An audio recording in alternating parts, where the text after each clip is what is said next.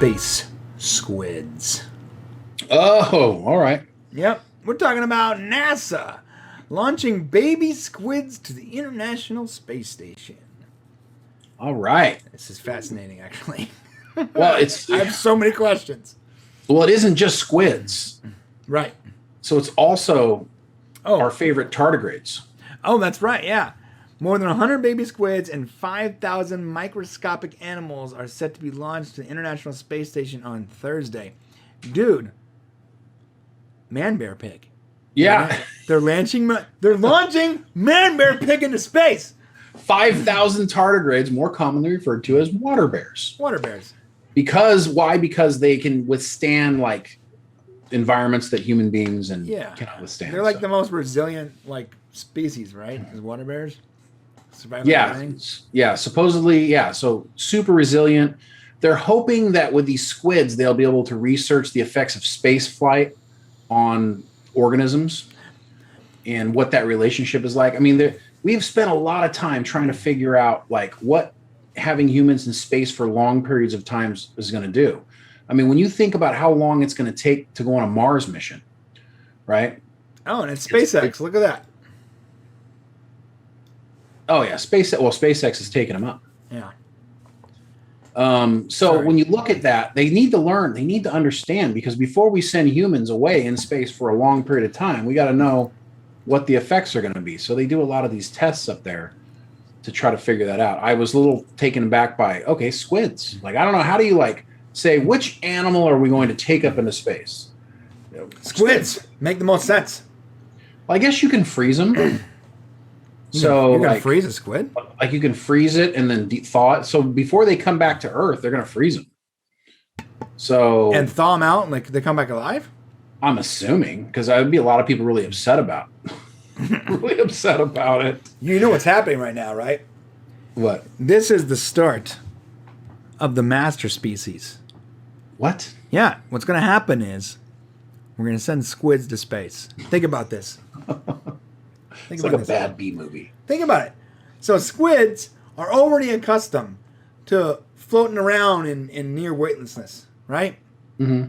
They got their arms to manipulate objects. They can, if they were smart, they would have built civilizations. They got they got nothing but opposable thumbs, and they swim through the void of the ocean. So we're gonna send them to space, and the gamma rays are going to hit them. Oh my gosh. And they breed fast too. You're writing a comic book they live a long now. Look, dude, they live a long time and they breed fast. So a lot of generations of squid can go by, triggering evolution. They get a little smarter, and the next generation is a little smarter. They're floating around the space station. They can easily move around, move in corridors, manipulate objects. Boom, they take over. They're now a space race of sentient squids, and they want their Earth back. Dude, you just wrote legendary pictures next movie. It's gonna happen. They start building armor for themselves, bro, and it's like Godzilla all over again. I mean, consider they are way more suited to space than we are.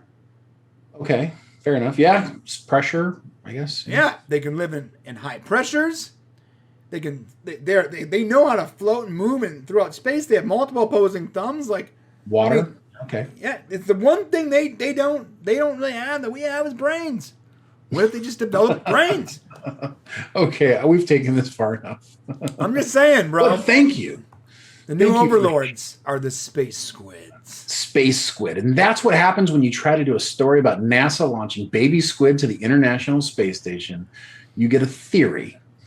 Popcast Prophet, in 150 years, I don't want to. We'll be in a battle with space squids. I don't even want to know. It sounds like a Stargate episode. They'll be like the grandson of someone watching this right now is going to be like, damn, we never heard this before.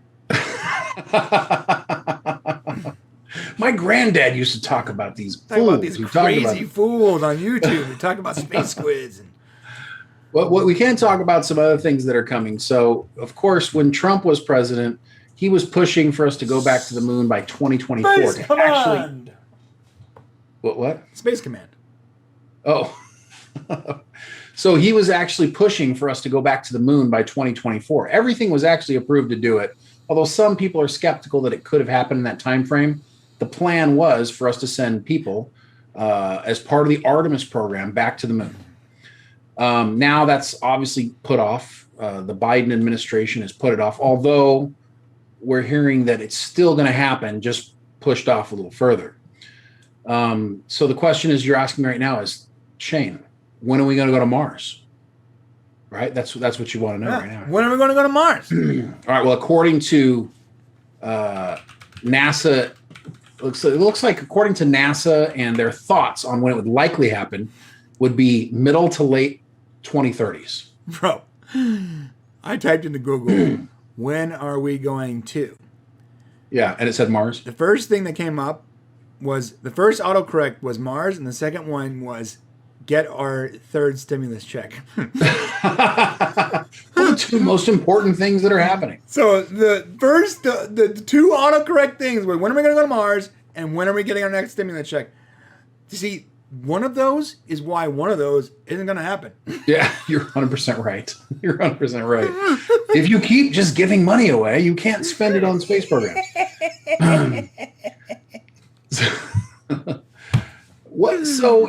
So here's an interesting thought, though. So NASA's saying, look, the thing that we're doing, we're not going to Mars until the mid to late 2030s. And then here you got Elon Musk saying, we could go to Mars in 4 years. Yeah.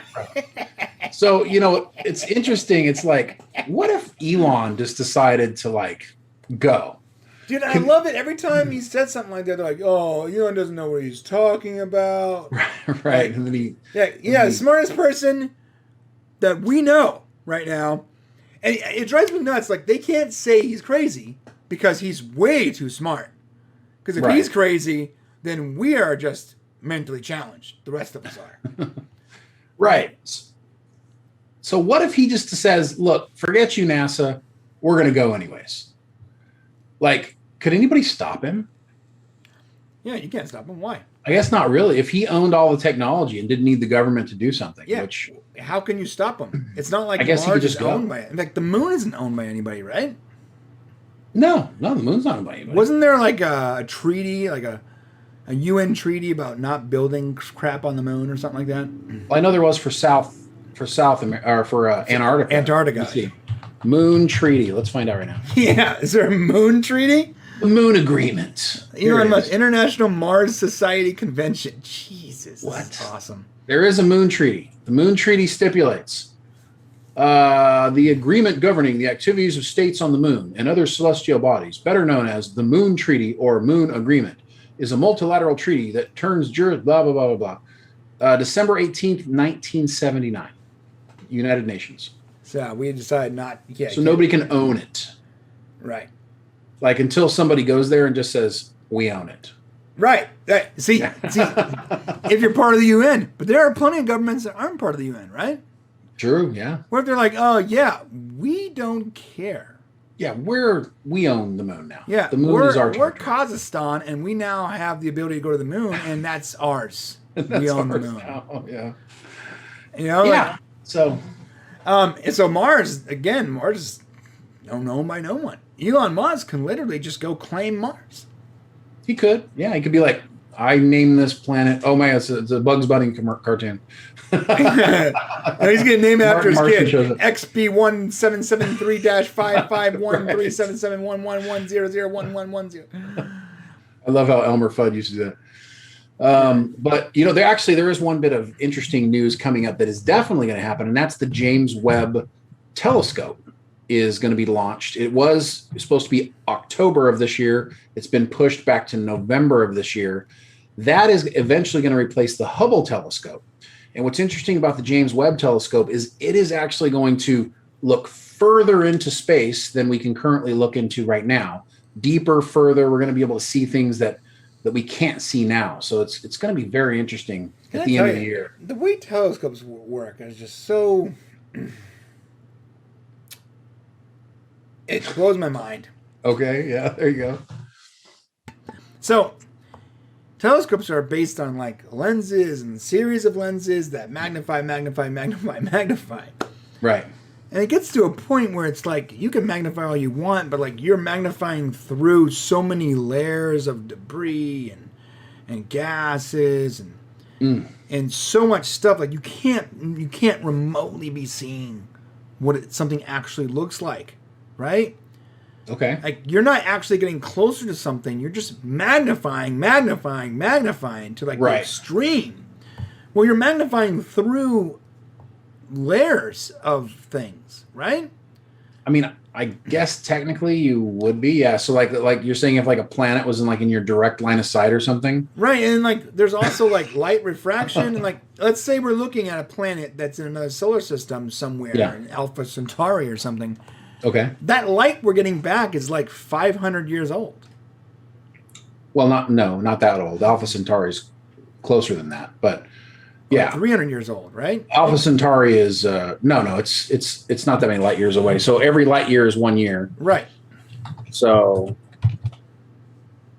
how far is Alpha Centauri from Earth? Alpha Centauri is 4 light years. So any light you see coming from Alpha Centauri is 4 years old. Right, and light is how we see things. So we're seeing 4 years ago, not current. You're seeing basically 4 years ago. Right. It's just fascinating. Oh, it is. It's time travel in a strange way. You're looking time travel, yeah. Yeah, you're looking into the past. So what they're saying is when they look with the James Webb Telescope, they're going to be looking even further into the past because when they look, the further they go, the further into the past they go. It's crazy. So they're seeing light from the past. And guess what, guys? We are not on drugs right now. This is just the way our brains normally work. This is how it is. But I'm excited for that. Oh, man. That's crazy, man. Hey. Enough about international space. Are we going to Mars, man? We're going to Mars, right? Speaking of that, though, there was this. There was actually this thing. Look at this, real quick. It says the window Musk referred to as a launch opportunity that arises every 26 months for a mission to Mars. NASA, China, and the United Arab Emirates all launched missions to Mars in July of this year. Oh, interesting. The next window opens in 2022, with Musk referring to the 2024 Mars launch opportunity. The mission will launch to the Red Planet on SpaceX Starship. Oh my God, he has a Starship. Yeah, he does. Vehicle, a reusable rocket and spacecraft combo that is currently under development at the company's South Texas facility. Jeez, like he's gonna go to the moon in 2022 next year. This dude's like, I'm going to the moon. What? Did he say he's going to the moon? Yeah, he said SpaceX is also planning to use Starship for missions to the moon starting in 2022. Really? As well as point-to-point trips around the Earth. Why not? Just go do it. You know, if they've decided that it's safe for human travel, go do it. Yeah. Or even if they didn't, why is anybody in charge of this? Well, yeah, that's government. Whatever you want. That's that good old power. Right, but it's not being funded by government. If it's Elon Musk's people funding it, then go do whatever you want. Go do it. Yeah, who's going to stop you? Well, now I guess the government says, well, we control this airspace, and we control. Maybe they could stop you from launching. Yeah, you can. Yeah, you got to launch from somewhere. Why would they though? Where they don't control airspace. There's plenty of countries that would love a couple $1 million just to launch some spacecraft. Or how about the international waters where no one controls airspace? Yeah, you could. You could launch off of there. You'd have to have really interesting waters. But, you know, that's what I love about the movie Alien and the Alien movies. You know, they basically have commercial companies out there just taking advantage of space and, you know, bringing back space rocks. And Yep. Do it. Bring back the Predator drone that slowly takes over Earth.